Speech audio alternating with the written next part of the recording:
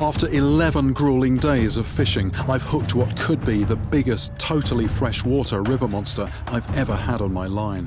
It feels like it has come unstuck from the bottom a couple of times, but it's just most of the time it's just a dead weight. Every now and again there's a slight movement, it rises, and then it sort of sticks down again. Rays stick themselves to the bottom. Prying them off is like pulling the plug out of the river. This just feels like a dead weight, a dead weight. That could be in a tree, it could be in a tree. It's using all its bulk and the flow of the river to defeat me. What I'm going to do, I'm just going to take the boat upstream a little bit, and I'm just going to apply some pressure just from the other side, because if it is in a snag, possibly, if I can just get a different angle on it. Jose has to maneuver very precisely in the strong current. That's a tail hitting the line, tail hitting the line. With a fish like this, I'm not in control. All I can do is react.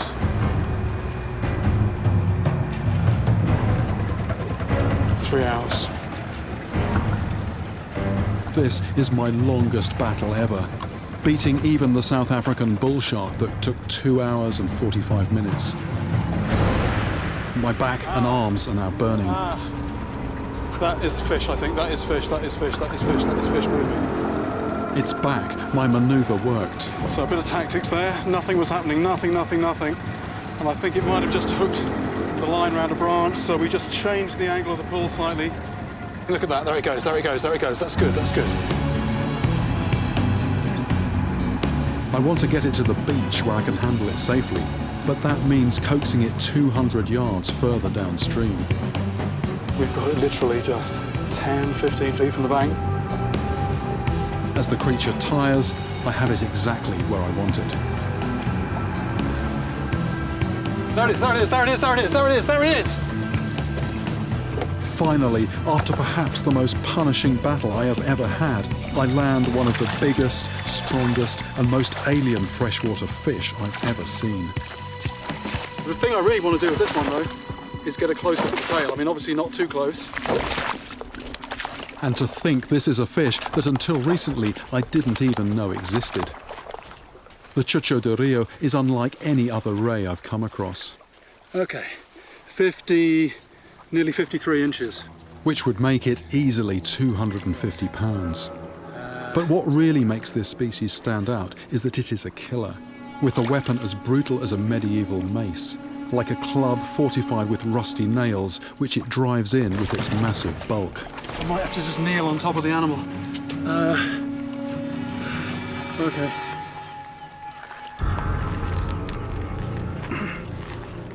That's what I wanted to look at.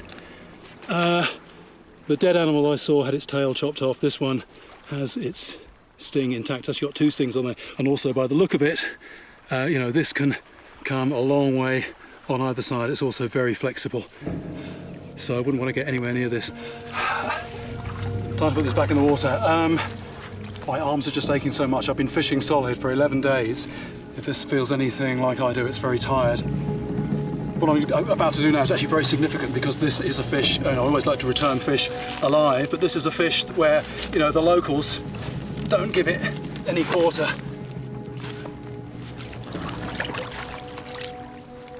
This stingray has evolved to survive in totally fresh water. In fact, it is now thought to be incapable of living in the sea.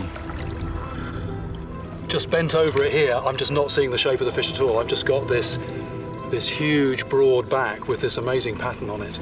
As fish go, it has to be one of the strangest fish there is, and in a river as well, you know, the size of this thing.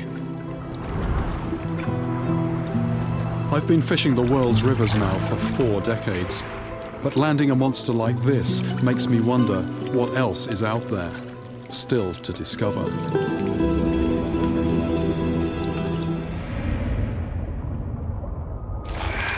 It's an arms war down there. Everything's got teeth. Everything is eating everything else. Oh, crunch. Oh.